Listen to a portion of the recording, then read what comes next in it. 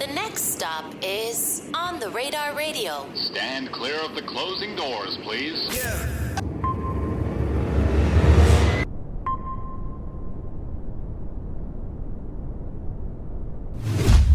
Yes, sir, baby. On the Radar Radio. Yo, special guest in the building, my guy, Kamauu, like pow. Right? Well, how do we say it? All right. Kamauu. It is. Kamauu like Kamauu like a pow. Or pow. That's the remix. You just created the remix. Pow. Kamauu like pow. Pow. What's up, my guy? We need to talk about the splits now. Yeah, let's start talking about the splits, man. You know How what much I'm saying? what percentage you want? You take 80. Whatever. Oh, You know what I'm saying? Fuck with you already, man. How you feeling today? Grateful. Why you feel grateful? Because I'm breathing. Think oftentimes Unrestricted. unrestrictedly. You know, yeah. And my blood's flowing. You know, my mind is clear. Your mind is clear. How do you keep a clear mind? Well, that's the activity. Keeping one, you know. You just figure that out, you know. And it's a different thing every day. But for me, I think having a morning routine really helps.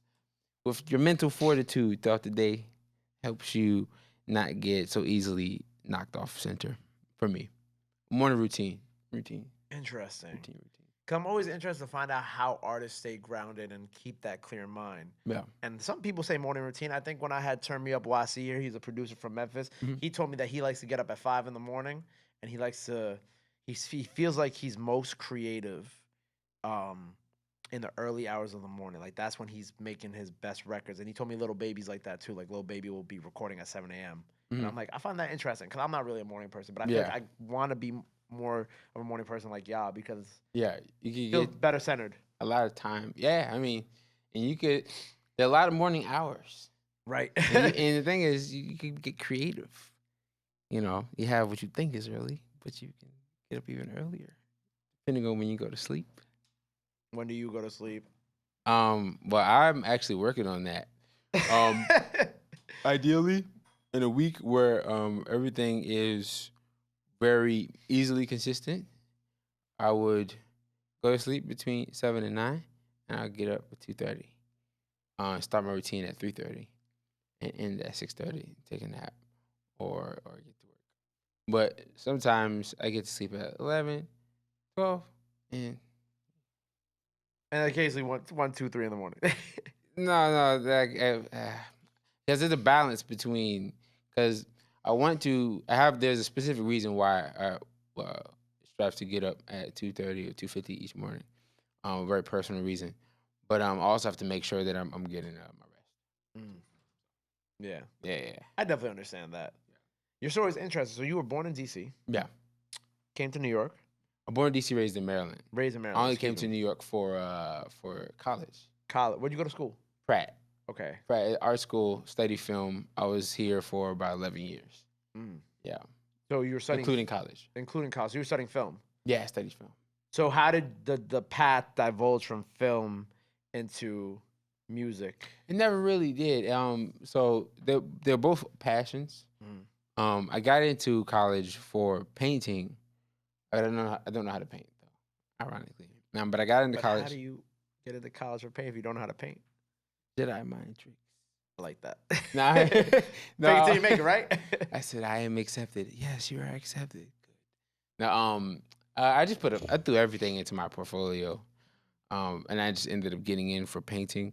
But your first year at Pratt, I think it's called foundation year, and in foundation year, you try a little bit of everything. So even if you're a painting major or a writing major, you still have classes related to painting, classes related to English, classes related to sculpture, like 3D, classes related to drawing, and things like that. So just in case you miscalculated, you find one of these other foundation classes more interesting and stimulating, you still have that first year to switch your major. And I ended up switching to film because I realized, man, I love film. I was raised on kung fu movies, and I think I just want to learn more about this craft. You know, right? More structured. Like there was a direction, but you were moving based off passion. Yeah, and so that's the film, right? But the whole time I was making music. Okay. Yeah. Lifelong relationship, you know, with because it's all story. Lifelong relationship with story, And lifelong relationship with music, lifelong relationship with cinema. My father, like the DJ of the house. My mother was also a DJ of the house. But they would play music all the time, and they had great taste, have great taste in music, and yeah, my mother sing too. She was the first voice that I fell in love with, and yeah, so I was always hearing beautiful music. Right. What do you feel like inspired your sound? Because your sound is very unique. Like, Mm. I know it's tough as an artist, especially one like yourself, it's tough to describe yourself as one thing, right? Because you're many things, right? And describe the sound. But it's like, online they'll be like artist, rapper, poet, and thinker, right? And especially when I think poet stands out very much within your music because it does very much it lends itself a lot in my brain, at least to me, like more to the poetry side of things too. I don't know if you feel that way, but that's, Yeah, for that's sure. why I wanted to ask you that. Yeah, I wrote my first poem in the second grade. Yeah. So Wrote it in the second grade, you said. yeah, my first poem. What was it about? Africa. Africa, okay. Yeah. And so yeah, I've always loved working with words. My father is a great writer, a great orator, um, and a great poet too. Yeah, poet resonates deeply With you. Yeah. What artists resonate deeply with you? I know you said you fell in love with your mom's voice first, Yeah. of course. Yeah, there's so many great artists. You have Louis Armstrong. You have Issa Bagayogo, Malian artist. You have Sona Jabarte, who is Sona Jabarte. Amazing. Gambian artist. You got Hans Zimmer. Come Legend. on. Forget about it. Right? You got Two Steps from Hell. Mm. They I think they're a group, but make amazing cinematic music. There's a group called Vega Trails that I've been listening to recently. You got Lupe, Lauren, Andre, Miss Lauryn Hill, Andre 3000. You got Nina Simone. You go on for days. Yeah. Oh man, everywhere in the world, everywhere Mystic Warriors. Everywhere in the world you go, you find masterful articulations of the craft of music. Right. Favorite genre is just good music. What do you say? Okay, you say your favorite genre is just good music. Well, I love it when you can listen to a song and you can clearly just perceive the hours that the person put into it. They're not performing; they're just being. That level of study that awards you the ability to just exist and for the craft to flow through you. When I can like listen and perceive that makes me that inspires me a lot, and you can find that across genre. Right. Right. What do you feel like has been the most impactful album for you? They're different. I would just say the first one that comes to mind. I do really, really appreciate. I'll give you two. Two. I say two like that. You said a little Baltimore accent there. Jumped out. So Lupe Fiasco is very influential on me because he was the one who really inspired me to merge poetry and rap. Before Lupe, I was rapping. I don't know what I was talking about. I was like trying to be cool, but my poetry was really good. And Lupe was the first person I listened to that made me realize why not just take poetry, which I was much more honest in, and use that intention in writing quality and rap like that. But Lupe, what is it? We'll say Food and Liquor / The Cool, but also the Lauryn Hill Unplugged. Oh yeah. Mystery of Iniquity specifically, but that whole performance is magical. Yeah. I think Mystery of Iniquity is probably one of the greatest literary works on the planet. I was gonna say Food and Liquor, right? Food and Liquor, yeah. I feel like Food and Liquor is such a not underly appreciated album because I feel like a lot of people appreciate it, right? The people who appreciate it, but I feel like in terms of like an influential album, Yeah. I feel like it's highly underrated as an influential album. Yeah. I feel like a lot of people probably were inspired by it, maybe people were inspired by those people, Mm-hmm. but all that kind of like comes back to Lupe Fiasco. Yeah. You know what I'm saying? Yeah, that album, The Cool, he came back in the same suit that he was buried in. Similar to the one his grandfather was buried in, yes. He was still fresh as death, playing 2 air rings, his chain laying on his chest. Still had it because he couldn't find it. And the bullets from his enemy sat like 2 inches behind. But liquor in his memory, they couldn't, I forget. But yo, like, he couldn't sip it fast enough so the liquor was just filling the casket up. Like, what? Because they're pouring Yeah, liquor. libation, Yeah. right? And then he's digging himself out. He used his mouth as a shovel to try to hollow it. But when he couldn't dirt spit, he swallowed it, working like a reverse archaeologist, except his buried treasure was sunshine. And when sun shined through the hole that he had drove, it reflected off the gold and almost made sun blind. What? Wow. What? And then, okay, last thing. So, No, go ahead, get the so shit off. they pour liquor in the casket, right? Or on the grave, you know? So he gets out. Pour one out for him, yeah. Yeah. So he gets out of the grave, you know, and he's walking around, doesn't even know what he looks like, but he's waiting for the train. He says at one point he's like tried to light the blunt, but it burst into flames. Caught the reflection in the mirror of what he became, or in the window. But tried to light the blunt, but it burst into flames. Why? Because he was soaked in alcohol. But this is a whole verse later. He doesn't explain it, right? But tried to light the blunt, but it burst into flames is an allusion to it's great storytelling.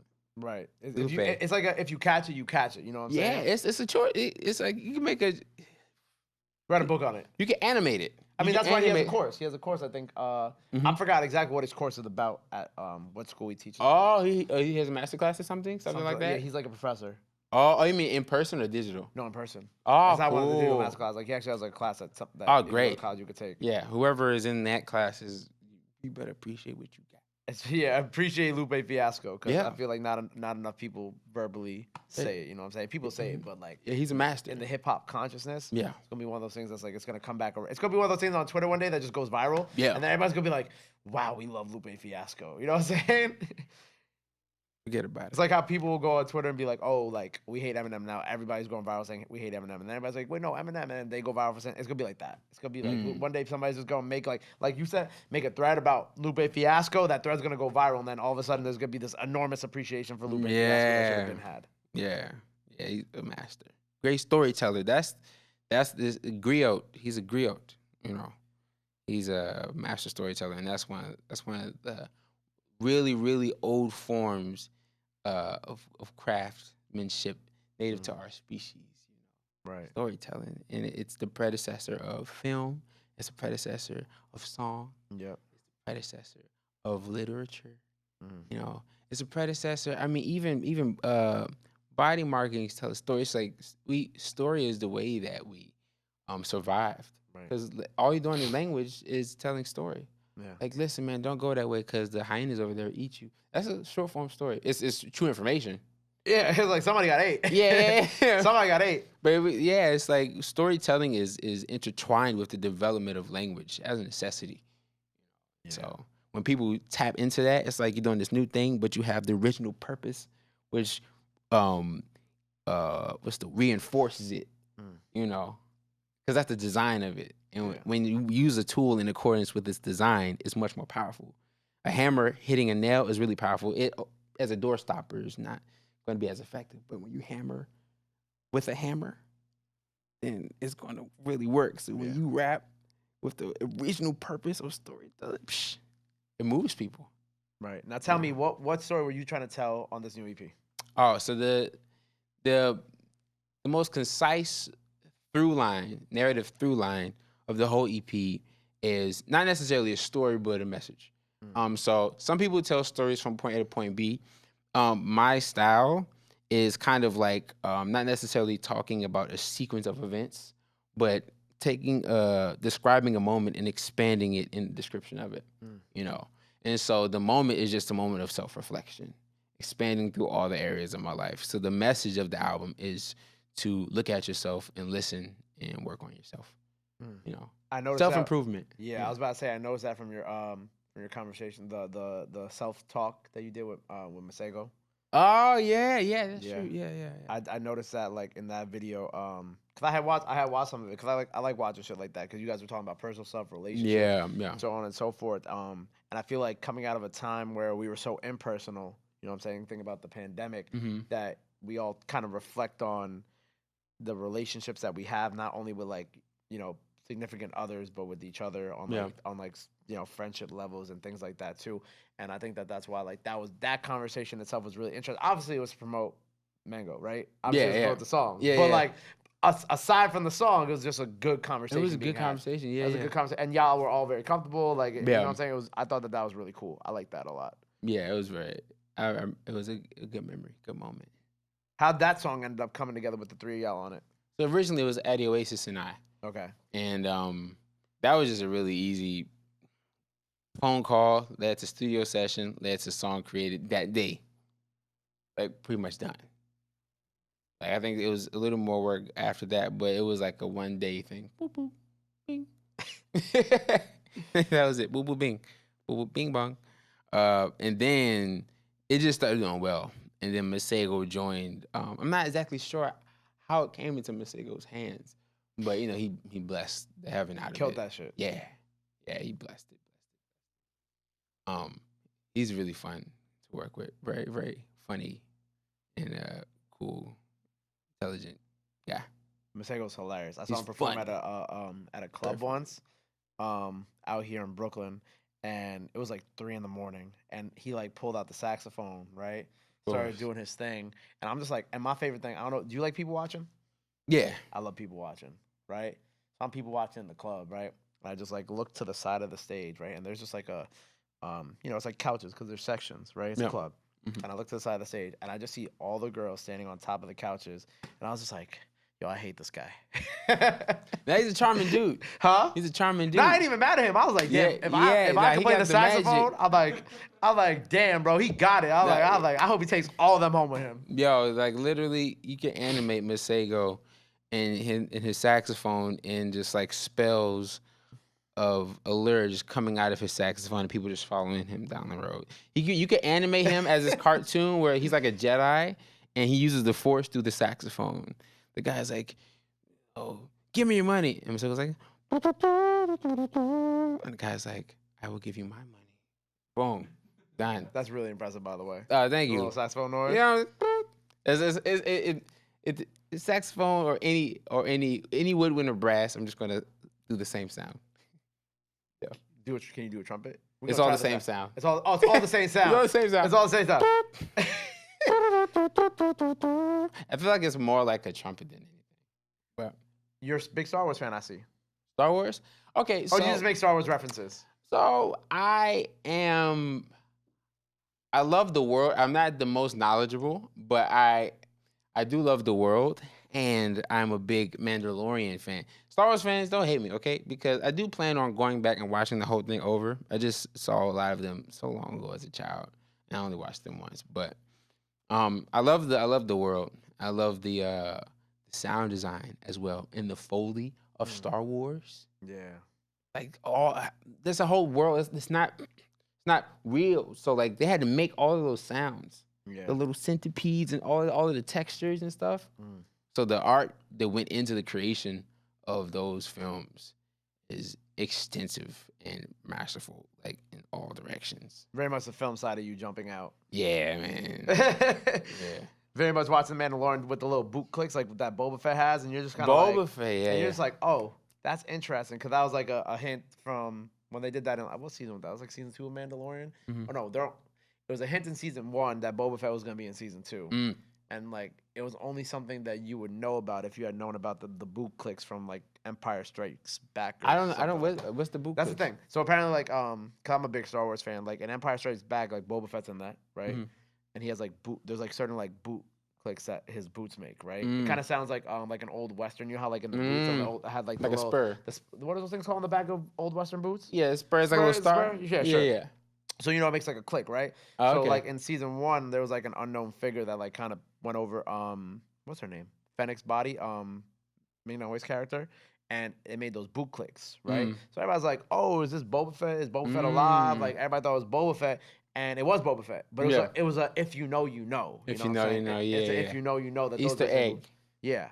Yeah, So, that's what they call them, right? Easter egg, eggs? yeah. But it was a sound design choice that's like, okay, if you're a Star Wars fan and you know, then like these are the same boot clicks, you know what I'm saying? That's my film side. Yeah. Drop it out a little bit. And the Mandalorian theme music, the Boba Fett theme music is dope, but it's also funny. But the Mandalorian theme song, incredible. I'm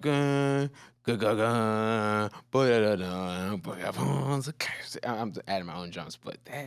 Yeah, I know. You was about to turn into a whole hip hop thing. Yeah, but yeah, that's a beautiful composition. I'll say my favorite 3 recently. Compositions for like a theme song. Yeah. That Off the Top of the Dome. Yeah. Mandalorian. His Dark Materials on HBO Max. I will put you on. I got you. I'll play it for you after this. Great show, right? And then I really like the House of the Dragons because I feel like House of the Dragons kind of took what Game of Thrones did and just kind of freaked it. You know what I'm saying? Yeah, made it appropriate for that specific story. Right, and I can appreciate that because it's not too much nostalgia where it's like banging you over the head like Game of Thrones, but it's just like enough where you're like, this is kind of fire and it reminds me of this. I think there's a fine line for nostalgia nowadays, and people and like movie companies kind of decide to be like, oh, nostalgia is like you ever seen the meme where it's like 2 shots of vodka and the girl pours like 4 shots of vodka into it? That be movie critics with nostalgia. Yeah. They'll be like they'll be like 2 shots of vodka and they pour 5. Yeah. And it's like they're banging you over the head with nostalgia. Exactly. That's my biggest so problem. You get tired of it, yeah. That's my biggest problem with films nowadays, like Star Wars or Marvel, is that like it's just like, all right, I get it, nostalgia, and I'm they just want to make. They're like, oh, let's make money, just drown people in it. Yeah. Yeah, like another good theme song. A super saturated film, but a moment or aspect of that film that's not, I feel like, recognized enough. Lion King, obviously, right? Oh yeah. But da da da da da da da da da da da da. It's like it's one of the motifs in the film, but it's like one of my favorite musical moments. It happens. I think it happens when Sarabi's walking up Pride Rock, I think it happens. Simba comes back and stuff, but I'm not sure. I know it's in the suite, I think, but I'm not sure exactly what that piece is called. But I love that. It makes my heart warm. I think what that for me is being a big Marvel fan is Avengers Endgame, the portal scene when everybody comes out the portals, because it goes from like this kind of like this kind of like somber, sad tone. Then you hear like the portal opening, and then you hear like the drums go boom, boom, and then it's kind of boom, boom, and then they throw like the since like one of the first groups of people to walk out the portal is like the Wakandans. So then they start putting in like the Black Panther Wakanda drums, and then you had the Ibom I think Bay. I know what you're talking about. Yeah. And then so it kind of it's interesting because it's like it starts off as like a very, like I said, very somber, but then it gets grander and grander. Then they start including like other sounds, like they incorporate the Wakandan sound with like the Avengers theme and like other sound bites from other movies, and I think like that's just like a beautiful culmination of like everything that's come before, but it's its own piece of art and piece of music. It's really like exactly like reflecting what's happening on screen. And I appreciate things like that. You know what I'm saying? I don't know how we got this deep into music from movies, but kind of refocusing with so the CP's out now, right? What do you have planned for the rest of the year? What else is kind of going on? Do we have any shows coming up? How do you this is a great kickoff to your year. Yeah. How are we following it up? How are we going forward? Yeah, so we're rolling out. We're rolling out the project. So we dropped Flings, and next we have another single, Antidote. We're dropping Antidote. It's an amazing song with Koji Radical and Simbi Selassie. Okay. And then we have the project. We have a song called Don't Play With My Money with Toby and Wigwe. And we have a bunch of really great songs. But yeah, we're going to roll the project out with a lot of supplemental content, a lot of shows, a lot of sound baths. Do sound baths. They're very cool. Sound baths, interesting. Okay. Yes. Vocal sound baths. Vocal sound baths. All right. So just like voice instead of the bowls. Yeah. Okay, interesting. Yeah. In New York, I do a bunch in New York actually. But yeah, just delivering some goods to the people. A lot of that. Yeah. And a lot of self-work. Word. And then that's what this next project is. It's good. It is the next project you're leading into. Is that like about self work too? Yeah, and the lack of, Mm. and the lack thereof. I mean, the last song that I dropped, Flings, was about a space in my life where I wasn't doing any, and the consequence of that, in relationship to sex and romance. Right. Right. Felt that. Yeah. Felt that. I feel like it's an interesting space to be in because I feel like this is a topic that's being very much reflected in a lot of music now. I think about, and I reference this album a lot on my show because it's one of my producer's favorite projects of this year, but also like just a great self-reflecting album in and of itself, and that's Division's Working on My Karma. Okay. And I think, and that's a very self-reflective album about how how men deal with these type of situations. You know what I'm Just saying? working on my Different karma. relationships, so on and so forth. Self-work, or in also many cases, the lack of self-work and lack of self, X, Y, and Z. So I think that I like that we're in a space now where men can be more vulnerable in their music, Yeah. and can express these things and it be widely accepted because we all go through these things. Sometimes you also just need to listen or be able to hear people who also go through these things so you feel more comfortable to speak about these Yeah. things. Maybe self work, self study, and then hopefully eventually self mastery. That's the key, because it's dangerous. Self mastery is dangerous. Why is it dangerous? It makes you dangerous. Mm. And it's harder to oppress dangerous people who are dangerous to who aren't dangerous to themselves. Right. The lack of self mastery, you're dangerous to yourself, and then that expands to the casualties of the people around you. But when I do believe self mastery, it makes you like a jaguar or a eagle or an ant. Is that why the Jaguar is your profile picture? Yeah, well, but it's not exclusive to the jaguar. But you look around in the ecosystem, and all you see are just varsity material. Like every eagle note got aim. Every tiger got hands. Every ant knows exactly what they know how to use the entirety of the machinery of the technology of their body to get everything they need. Most of us don't know how to use to get everything we need. We look at, when we think about what do you need to get everything you need, most of us not going to say, oh, just what you looking at, right? But we're designed to be able to do that, and so that's what makes you dangerous, because then you don't have to depend on large corporations to give you everything you need. Then it can't hold money over your head or hold whatever over your head, because you are enough. To nourish yourself, defend yourself, to liberate yourself. You don't need to ask for anything. You just you build what you partake, what you need. Right. I like that. It's a great place. Self-mastery. Self-mastery. Hopefully one day. Hopefully, no.